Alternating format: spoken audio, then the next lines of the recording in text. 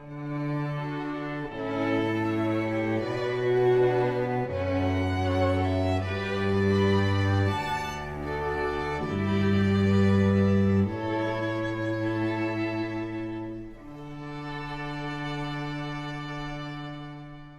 back, we're live, we're here on a Wednesday at the 3 to 4 block, and you know what we do in that block. We catch up on Kakaako here on ThinkTech Talks. And today we're talking about Kakaako from the ground up. You'll see what I mean. We're here with Dexter Okada. He's a principal of Okada and Company Limited, which has been doing business in Kakaako since the year 1492. Close. Close, he says. I didn't bowl him over with that. So Dexter, welcome to the show. Thank you for coming down. Really appreciate it, because you're one of the old guys around Kakaako. You can, in you there lives a kind of institutional memory about what it was and what it has been and what it is. So tell us about yourself. You're in business. You're with Okada Company, which is a family trading company. It's a business. I'm the third generation. We've been in our locations for almost 60 years. What's that location, by the way? We're in a corner of Queen and Cummins. Okay. Yeah, so we've been kind of like in the middle of everything. And the middle's getting smaller. You feel it coming from all sides. All sides, Like on a little island, it's getting smaller. Feel the squeezing. Yeah. So how was it back in the old days? I mean, can you describe for us, just for context, what was it like, say when you first got involved in the business, which I guess was 20, 30 years ago, maybe, something like that? I don't like to think about it. Okay, I'll withdraw that question. But when you got involved in the business, what was it like? Well, I started working for my family during summers when I was going to school. And then I started working full-time in '76. Just about the same year the ACDA was formed. Right. Coincidentally. It was a historical year on both levels, yeah. So, back then, Kakaako, like Queen Street was a dead-end street. Used to have the old, I think it was Blackfield Company. Oh, they had the yard there. They had a construction yard. Yeah. The whole thing between Ward Avenue and, it's 2 or 3 blocks wide. They had sort of taken the whole area, yeah.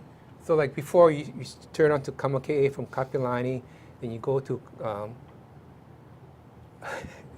name, but you go to the end and you have Blackfield, you take a right, and then take a left in the Cummins to get to my business. Yeah, zigzag through. Yeah, I never understood that. Yeah, there's no straight through street. Kamakee was not straight through. It was E.E. Black. E.E. Black. That's what it was, yeah. Yeah. Yeah.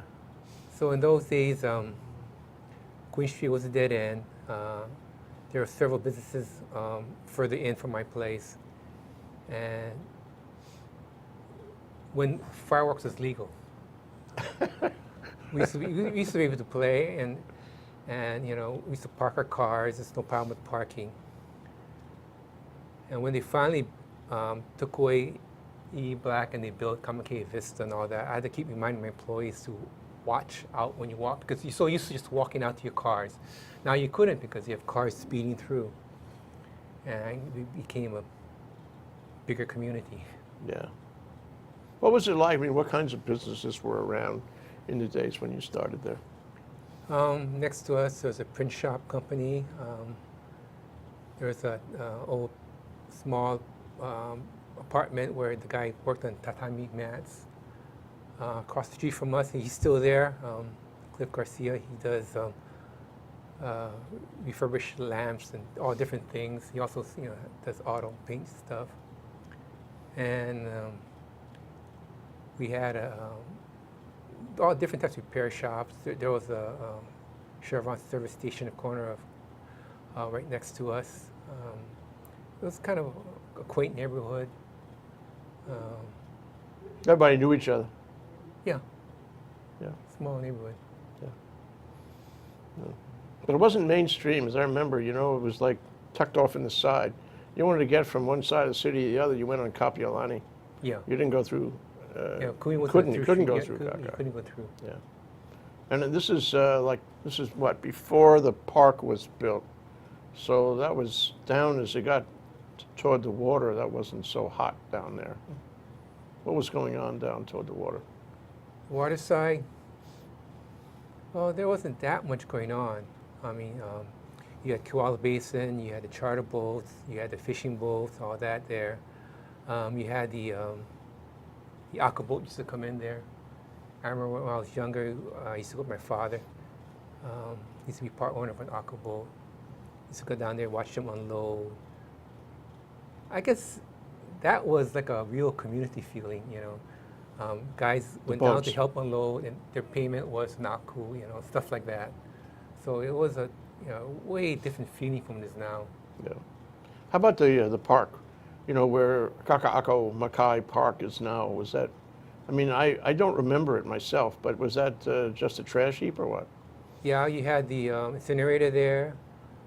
The old auction block, fish auction block used to be there. Yeah. And then you had the city yard where the garbage trucks, where they worked in garbage trucks and all that. It was landfill. Yeah. And they were actually delivering a lot of trash into the place. And then you had like Fort Armstrong area where you had a lot of produce companies.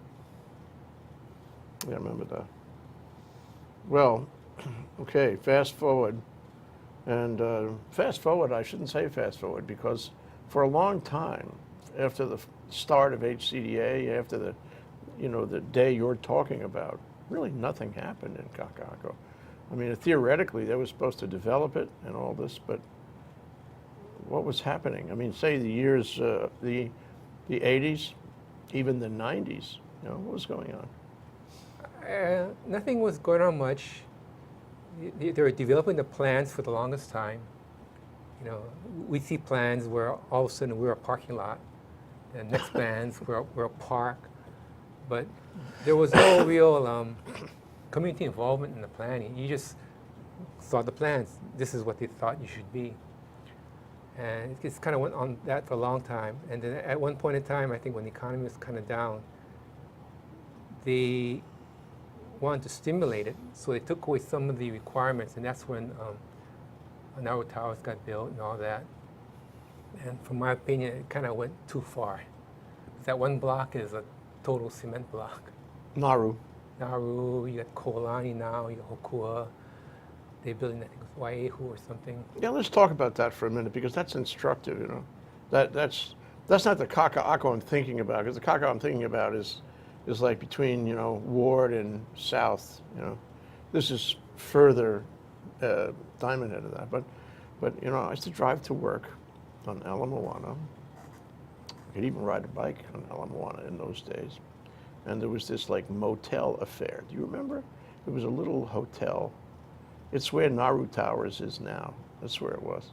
Gosh, that's right along Ala Moana. It was a huge, big green grass field, and this little kind of motel business.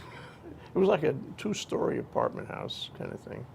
And I said to my wife one day, I said, this is going to be some of the most valuable land in the city. How can it be a 2-story walk-up motel? Well, it wasn't a 2-story walk-up for very long. But it was so interesting how undeveloped it was, that nobody had attended to it.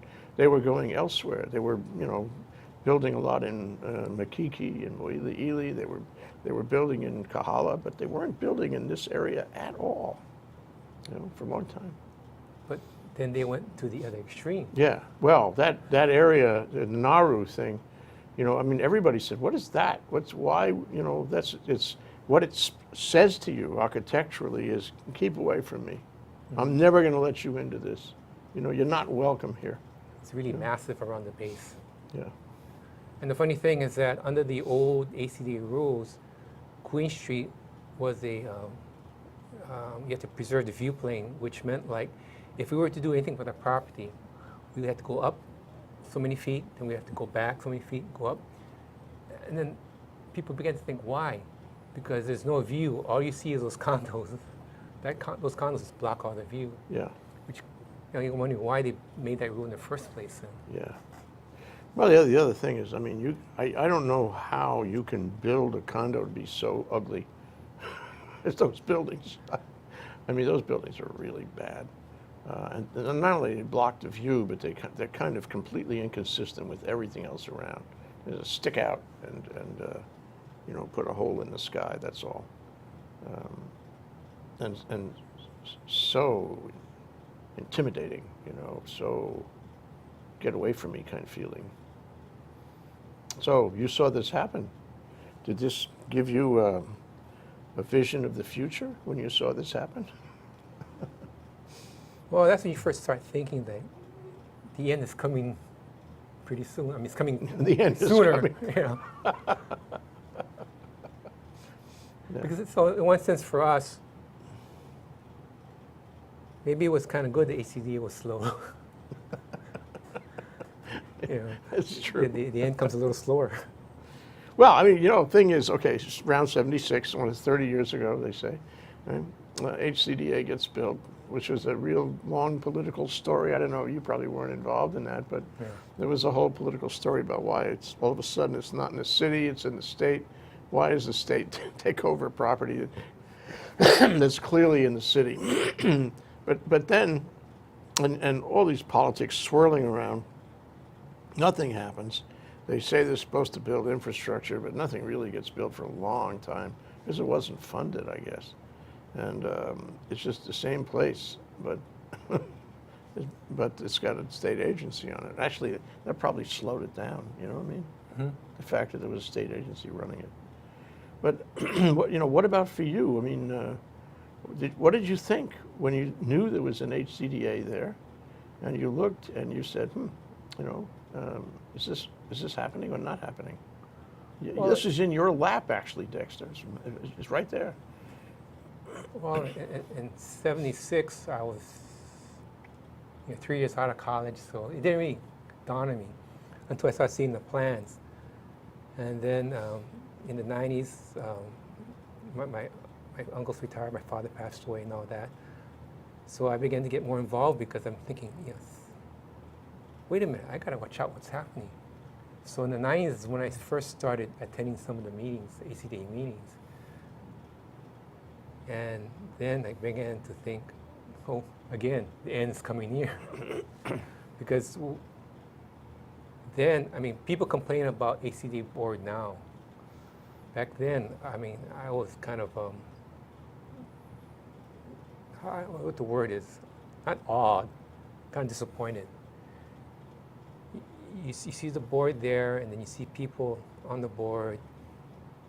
They take votes, but the vote is, there was one dominant guy on the board. Everybody looks at which way he votes, and they all vote the same way. I mean, that's what I observed from sitting in the audience. And that one person was, a union guy. So you know that any kind of development was going to be backed by him. So that got me worried, so I kept watching. But there was no noise going on there. Nobody was saying anything. So I figured, wow, is it only me? And so this went on, and it came to 2003. Because I've never been an activist. In a way, I was kind of a head in the sand, just do my job, do my work, get the work done at the company and all that. But then about 2003, I said, I better get my head out of the sand because it's coming. What is it? Well, that's when ID 11 came about, and that was for the widening of Queen Street. When my father folks built our company, we did have a setback, and we realized that sooner or later they were going to widen the street. So my father folks had a setback, realizing that. But you thought this was a community. I mean, Hawaii Community Development Authority. So we thought that we would have input. But then I think it was as usual, about November, just before the holidays, the plan comes out, and we were asked, what do you think? Now they've already drawn it up. They had all the specs on, so I'm thinking, what does it matter what we think? He's still going to go ahead with it. And then, because as soon as we saw the plan, everybody went to the meeting and said, they saw the problems with it. There was no plan ahead for the loss of parking. Some landowners were going to lose a major portion of their property. Their small property was going to get even smaller. Traffic was going to increase, and So we realized, wait a minute, this is going to doom a lot of us. So that was the first time we started to get together. I mean, before everybody did their own thing, we knew each other, we did our own thing, but we never ever got together to do anything together. But this kind of drew us together. Because, well, for small business, you don't get involved until the axe is right over your head. And you could feel it then. Yeah. So we all got together and we went to testify and all that. And where was HEDA? It was in 677 Alma at the Gold time. Bond Building. Gold Bond Building. Yeah. In a small little room. And so, we started to testify, saying, well, after we got the plans, right after the holidays, we got the assessment. And it kind of blew me away. It was based on what? I mean, it was an increase, I guess you're saying. Well, the assessment to pay for the ID. Oh. And the major thing is the wording, those who specially benefit. So they said that we specially benefit. Now, first of all, we weren't the ones who built Queen Street through to create the traffic. It was ACDA that built it. So, they created the problem. Because before we never had a problem with traffic because traffic just go the other way. And then that's when they said, well, you folks specially benefit. And I says, how? We're going to lose parking. We're all going to lose part of our property. How do we benefit? Oh, your property valuation is going to go up. So you do benefit, and we're looking. Well, we're businesses. We plan to continue. All that means is our taxes are going to go up. So we just couldn't understand. And after we kept testifying, we kept extending, and they kept. To their credit, they finally said, well, since Central Kakaako, which is the area we're in, it's like sort of like a special district because they realized that there was a problem there because of small property owners. They did cut our assessment in half, but we're still saying half of $500,000 is still quite a bit. Yeah. So it kind of went on, and then as it went on, it got delayed, and leadership changed ACDA, and we should start. Got into a new chapter. Yeah. Something changed. Okay, we're going to take a short break. Then we're going to come back to that new chapter with Dexter Okada of Okada and Company Limited. We're talking about Kakaako, catching up on Kakaako from the ground up here on ThinkTech Talks on a given Wednesday. We'll be right back. Okay, this is ThinkTech, and one of our favorite shows is Hawaii, the State of Clean Energy. And it goes 4 to 5 every Wednesday right here from ThinkTech in Pioneer Plaza at the core of downtown Honolulu. And my co-host is Ray Starling from Hawaii Energy. Ray, do you like the show? I love the show. It's great to see all the new people coming in with new ideas about how to save energy, get us off of fossil fuel, and that's what it's all about. So Hawaii, the State of Clean Energy, see us on Wednesday afternoons at 4 o'clock. I knew he'd say that. Thanks, Ray. That ain't me. Okay, we're back. We're live. We're here with Dexter Okada, and he's a longtime small businessman in Kakaako, generations. And we're looking at Kakaako from the ground up, following Dexter's experience there. And I think where we are right now, Dexter, is we're in the early 2000s. Mm-hmm. And I remember my own recollection. I went to the groundbreaking in the medical school, and I called it the groundbreaking. Because we all knew that groundbreaking, that medical school was somehow going to change everything. It was going to bring focus in on Kakaako and put pressure on HCDA to do more, because they hadn't done very much. And there was the prospect of all kinds of new tech development there. The word was tech, the magic word. But it was dormant after the medical school got started, the construction got started. I don't think Linda Lingle was anywhere near as excited as Ben Caetano had been about it. He planned it, he made it happen. And the park, the tech park that the dean of the medical school wanted to have, Ed Cadman, that just did not materialize. And then all of a sudden, 2004 and 5, there was this huge, ambitious plan for 3 big, tall condos in Kakaako, Makai.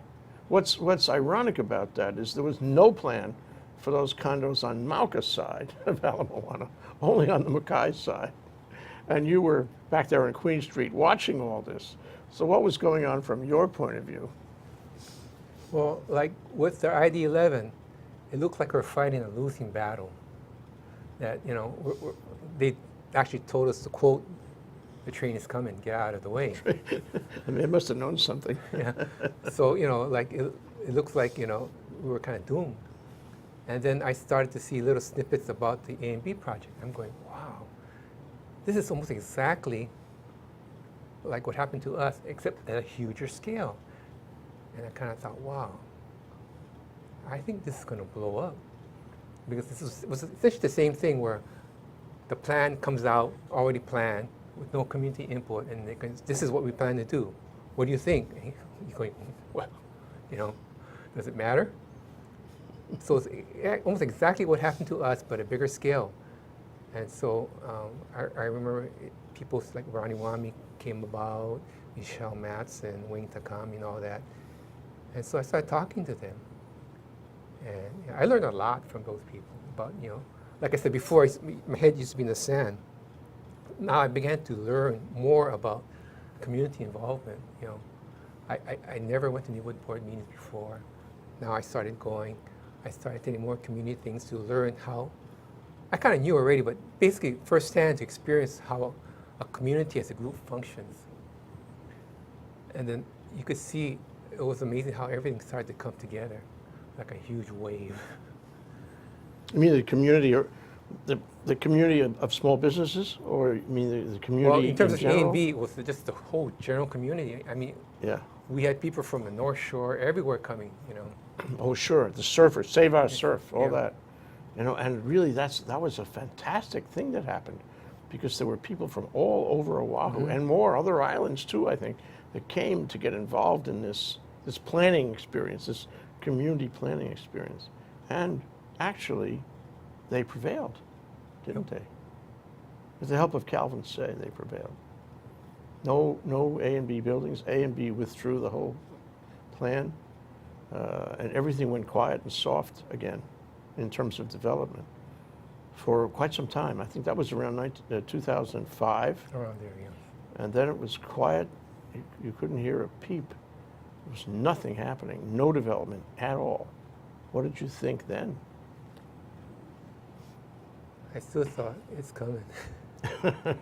Because still yet you're having spot development. So that was one of my complaints, was that if you look at the ACDA statute, I mean the E was the 206E.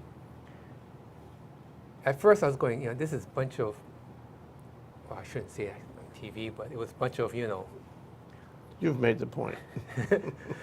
But when I started reading it, in a sense, it made a lot of sense. It was the first time I read, not in the plain words, but a sustainable community. That's what it talked about. It talked about residents. It talked about affordable housing.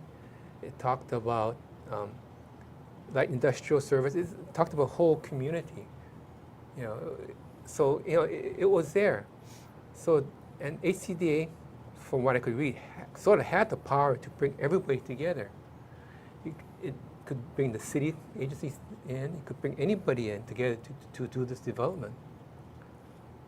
But when you're watching it, and to plan the whole community, but when you're watching all these developments coming up, it was, you know, by development, not in how it fit the whole community. It was just, I guess the word is silo. They didn't actually come up though, right? I mean, what my recollection is, in that period, say the period between 2005 and 2010, something in there, you get a big splash in the business section of the newspaper about how one of the landowners was going to do this or this or this, and you'd never heard of it before. You'd see it for the first time in the business section with these big, beautiful renderings in color and all that. And then, and is that what you're talking about? Because those articles really never talked about how that project, whatever was being rolled out, would affect any other project or would affect the city in general. It was just sort of a splash thing. Well, what I meant was the thinking was, here you can develop a development. Well, actually, it applied to even GGP's master plan. It was just how this section here, there's never too many thought of how it affects everybody else around. GGP plan, master plan, was about the same thing, except with a larger scale. It didn't really say how it's going to affect our area, which is right next to their property. So so he saw this huge master plan. So it just didn't seem that ACD really learned from A and B. What happened before? Yeah. That you try and build a community, Yeah. so you got to involve the community. Yeah. You can't just demolish everything and start from greenfield where there was no greenfield. So what did you do? You got more and more active. Is that what happened? Like with the A and B project, in our ID11, like I thought I would never have to go to that building, that's Capitol building. I thought I could avoid. I was never wanting to get involved in A politics. lot of people feel that way. Because I thought it was useless. But then, well, we had to try. So we started talking to people, and then one of the first persons to really help us was Senator Fukunaga. She was really concerned about community involvement, and so she helped us a lot. And she helped get the bill passed to separate the hearings, because when we were going with ID11, you had a hearing and decision making right after. So it's like, does what we say matter? There's no time to think about it. So she passed through a law where they had to have two meetings to separate decision making from actual public hearing, which they do, but it's still, there's no separation, because the first meeting should be where the public finds out about the project, comments, thinks about it, come back, and because now they know about it, so they can talk about it. But then you still have the decision making after. So okay, I don't know whether it helped or not. Were you at these hearings? You go down to these hearings? Did you participate in the process? Could you? Did you? I knew I had to. Not that I wanted to. So these are the HCDA hearings? No, both. I will testify at issues that concern our area, and I also testify at the legislators to get some of these laws passed. Okay, I so learned a lot about government. a lot more government, you say? You I learned a lot learned about government. Yeah. Not all good stuff, but I learned about government. So, but it was still quiet though. On the other hand, there was the master plan. I guess you were involved in the master plan, and that process was going on in the middle and toward the end of the first decade of the century. Yeah. So, well, one of the laws that was passed was originally HCDA was 11-man board, and Senator Fukunaga wanted to include community members on the board, so it increased it to 13. So the Senate president picked one, and the House Speaker picked one. And at that time, Calvin Say was the House Speaker. And he told me, well, if you're going to make noise, you might as well go on the board. So he nominated me.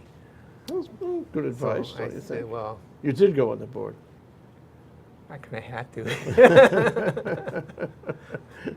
You had to. So in 2007, I went on the board. And I can't remember exactly when, but that's when the GGP master plan started to come up for adoption. And I thought they were going to ask that I to remand myself from the board, but they didn't, because I guess they knew what the vote was. Who appointed you to the board? Calvin Say? Calvin Say appointed you? No, he put me in a list of nominees, because they had to submit, I think, 3 names to the governor. And I went in, and Governor Mingles was governor at that time. And I went in for an interview, and they appointed me. So did you make trouble on the board? Well, my main concern about the board was my main concern was the process. The process. That was my major concern. Not really too much issues with the process, because my experience is that you go on 3 minutes, you speak, that's it. Nobody asks questions. You sit down. If you have more to say beyond the 3 minutes, I'm sorry, your time's up. So I wanted to try to include the community more. So if there were questions to be asked, or the person needed more time, I would ask a question to allow them to speak longer. because I was really concerned about the process. Well, what was happening in 2007, 2008? Were there applications pending? Was the HCDA board, being asked to approve projects then? Yeah, there was like CO Ltd. Oh, sure. Yeah, Kolani, and I think Waihu, I think Waihu. It's the project's going up now at the end of Pensacola. Yeah. That one originally came up under, I think it was different developers. So did you vote for these projects? Did you approve them? Well, I mean, that was still my concern, was that it even reached into the board where you're given information when a lot of things have already been done. And I felt that, wow, you cannot fault the developers if they're forced to do things, and then the decision comes later. I mean, they've already done stuff. They've poured money into it. To me, like, a lot of the decision making should have been before that. Yeah, yeah. And that seems to be continuing. This is Dexter Okada of Okada and Company Limited, a business that's been, family business, been doing business in Kakaako for many years, multiple generations. And we're catching up on Kakaako today. We're calling this discussion Kakaako from the ground up with Dexter. And this is ThinkTech Talks. I'm Jay Fidell. We'll be right back in 1 minute. Hello, I'm Martin Despang, and I'm the host together with the one and only Ali Yamashita, and our show is called Urban Transcendence. And Urban Transcendence is about identifying where we have a unique situation of a vibrant city in one of the most beautiful natural environments. So how these two can coincide, sometimes conflict, how they could find reciprocity in the 21st century is what we're excited about. And we're planning on bringing in a diverse body of guests, both from the arts and the science and the established and the wise and the emerging generation. So hope you will join us. We'll always be on Thursdays from 1 to 2 p.m. Okay, we're back. We're live. We're here with Dexter Okada of Okada and Company Limited, catching up on Kakaako, talking about Kakaako from the ground up. So anyway, there were problems in the way the board worked. But now, I guess it was a couple of years ago, maybe 3. All of a sudden, these projects, lots of projects, started to, get going somehow. You were no longer on the board. Huh? Your term expired. What was it? 2011. Say. 2011. 11. So it was after that all this happened. All this current stuff happened. But you're still watching. You're still active. You still speak on the subject. Yeah. So can you give us a handle of, in your perception about what is going on in Kakaako right now? Extending all the lessons you learned, extending all the things you observed from before. What's happening now? Well, I can't bash everything the board, ACDA did. The executive director, Tony Ching, did make some efforts to involve community more. Once a month, he has the community meetings. They have a lot of other public hearings during the week on Saturdays. But yet, the effort's there. But you're not really sure whether the heart is behind it. That they really are, or are they just working on a checklist type thing? And you can speak to the residents who've got involved with it. But there seems to be an attempt more because of the noise, as opposed to because that's truly what they want to do. Yeah. And from before, I always thought that somehow, besides having community briefings, there should be some way to involve the community more. Because as you add more buildings, you're going to create more problems. It gets more complex. Yeah, you have more opinions coming out. So if you don't allow these opinions to come to the surface, it's going to boil. And essentially what's happening now is that exactly. So what, how does that board work? You've seen it in many iterations. You say that you're not sure if they care. Who are they that they should not care? Isn't this the most, I'm going to call it, it's unique, it's unusual. There's no other board like that in the state actually responsible for developing a residential area. What would you want them to be like? what would you want them, how would you change the way they operate? How would you change the way they look at things? Well, I'm sure a lot of these people on the board, I've talked to some of them, they have good intentions. When I was on the board, the thing that I saw that they lacked, that I had, was that experience working with community, working with community groups, activist groups, to learn how people thought and what they thought, and because sometimes it almost becomes an adversarial type relationship between the board and community. I think there has to be more of a melding, and unless you have the experience, like I figure, if I didn't involve the community, I probably would have felt the same way. Like, who are these guys just making noise? Because I don't understand where they're coming from. But by working with the community, I go in with board meetings, listen to what people say, I began to learn a lot more. Understand what they're thinking or where they're coming from. The funny thing is that if the state had never taken over Kakaako, if it had left it as a city jurisdiction, there would be no board. You want to do something, you go to the Department of Planning and Permitting and ask for a permit for the building. And I'm not sure that it would be better. Do you have any thoughts about that? Would it be better to have the city doing this?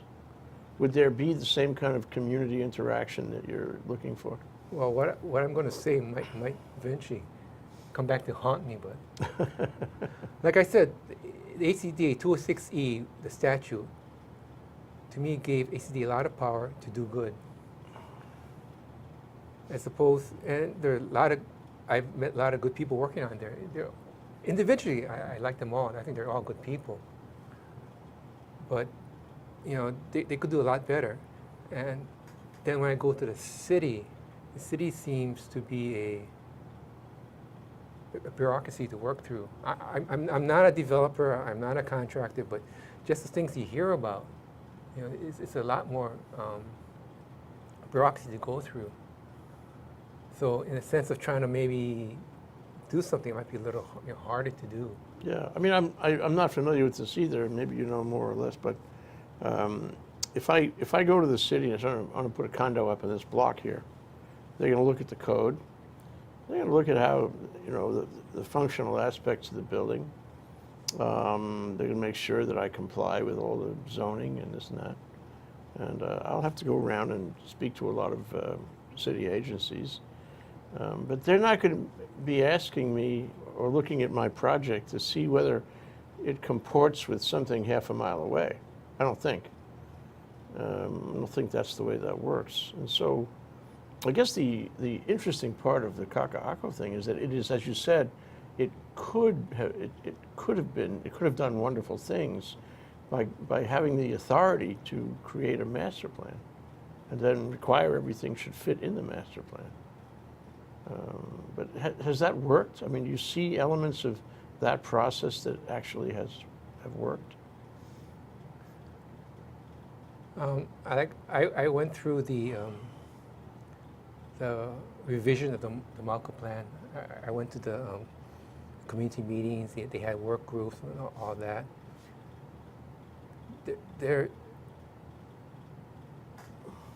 It's Kakaako without warning, but it's the same thing as when I was talking about GGP. You have GGP, you have the outer influences.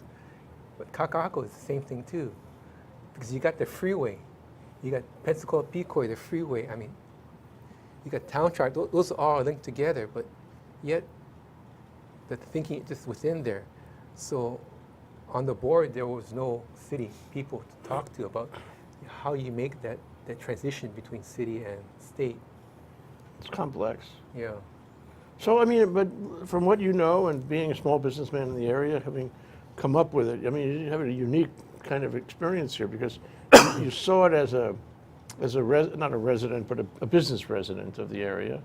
You saw it change around, without the benefit of HCDA, and then with the benefit, if you could call it a benefit, of HCDA.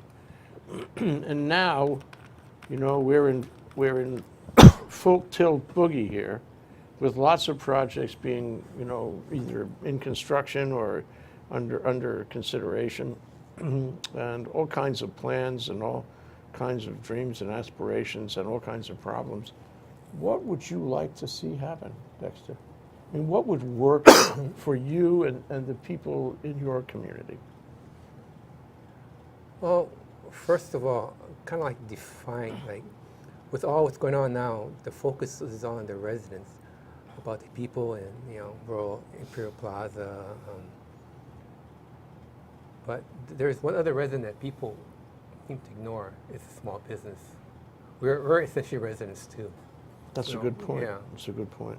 And the focus is not on us. And, you know, if they want to get rid of us, they should just come out and say, we want to get rid of you. And Well, not is beat that, around is the that what bush. they are? They do want to do? I mean, can you see that happening? Yeah. And where do they want you to go? It's the old problem, you know, move west and there is no place to go. Well, that's the thing is like, when I got involved, I hear that they have, the city has this meeting on sustainable community. So I kind of heard that word before, so I had to go to that meeting. And you have to remind people that it's not only residents, it's small business, because that's where people work. So you have to plan everything in. You have to include everything. You can't just ignore it because, you know, Oahu's an island. You know, we can't move very far. It's not like the mainland where you can have like a industrial area. I mean, even Kapolei is changing. Yes. And Mapunapuna, for that matter, although that's, you know, pretty much light industrial now. Oh, pretty much. But anyway, I'm thinking that, you know, that although the plan may say that there's room for small business, there's not a lot of room for small business. And the old Kakaako, you know, the sort of the straddle between downtown and the shopping district, you know. I think there's a sort of momentum against small business there. It just doesn't fit in the way it's coming up. It's coming up as a residential and retail, right? That's what it is. So much of the city is residential and retail. It's like you wonder who does business anymore, where. You know, I think what's going to happen is small business is going to have to migrate to Mapunapuna or further west than that. Well, I know, like, when I first heard of ThinkTech and heard about you, you were meeting at the Pacific Club. You had some meeting at the Pacific Club about technology and all that. And then that was when I was more naive and energetic. And I was trying to think of solutions. And I was thinking, gee, if they have this build out, how are you going to have startups? Startups can't afford some of these rents. It's so that they're interesting as you asking. mention that, because as I mentioned before, Ed Cadman's dream in Kakaako, Makai, and he was a wonderful man. I think he's still alive. He's a wonderful man. Was for a tech community, and indeed, in the legal time, everybody was talking about it as a tech community, not only around the medical school, but in Mauka too, in those few blocks in Mauka, and it never got really started. But that was the focus. It was not on residential. It was not on retail. It was on tech, and there were several tech businesses that went in, and that's why I was interested originally too. You know. You know, you're looking for solutions because you have a lot of small landowners. We're not developers. We don't have this huge cachet of money to build stuff. So I was thinking, well, maybe there could be a combination, like, you know, small property owners. Of course, it requires some law changes. You know, maybe we can make Central Kakaako a special district, so you have, you know, government come in and help plan and, you know, provide some funding to build, maybe enlarge our building, and where you have the top floor be high tech, because our type of business we need the bottom floor, or have housing on top, like the old days where you used to have a, you know, loft above, you know, your rentals above, and you know those are going to be low income. You know, if you're working above an auto repair shop, you ain't going to pay all these, you know, $2,000 a month rents, right? Many places in the world have exactly that, though. Yeah, so I see everybody thinking about building these big buildings, but you know, the outcome is not good. I mean, you don't have that much real affordable housing. Yeah. So I take it from what you say that you'd like to see this remain mixed use, including small business. I mean, how do you feel? There's this kind of island now that they're talking about, right? As part of the plan along Queen Street, and that island would presumably remain small business, and the rest of it, you know, is going to go somewhere else and do something else. How does that work for you? I mean, are you saying that you want to see the mix, but the mix that is in that plan is not enough for small business? Well, I think what the problem is that that's what they say, but you get the strong feeling that's not what their intent is.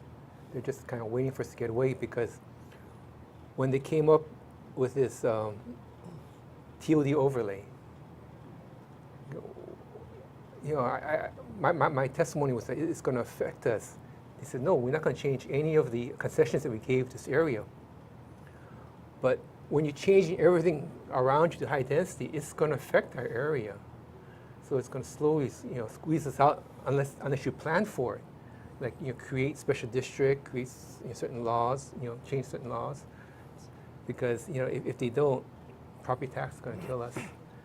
So it seems to me that from a political point of view, if you wanted to retain, you know, a sort of percentage of the land and the action in Kakaako for small business, you're going to have to, in the end, it's going to be a political decision. Yeah. And it's going to have to be a lot of Dexter Okadas around to, you know, go to the legislature, go to HCDA, wherever you have to go. I'm sorry I said that.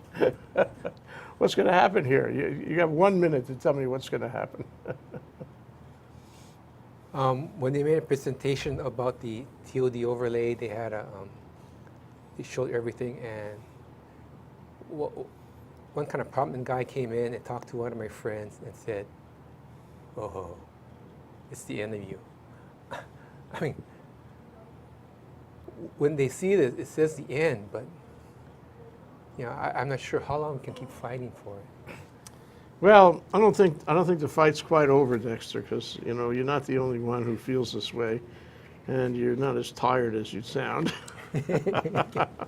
There's plenty of energy left in you, Dexter Okada, of Okada and Company Limited, a small business in Kakaako who watches everything closely, who's been involved for decades as his family business, and has looked at Kakaako from the ground up, seen the whole story, and the story is still unfolding. So catching up on Kakaako today, ThinkTech Talks. We had a wonderful reminiscence, if you will. Also a look into the future with Dexter Okada. I hope you can come back soon. Sure. Thanks, Dexter. Thank you. Aloha.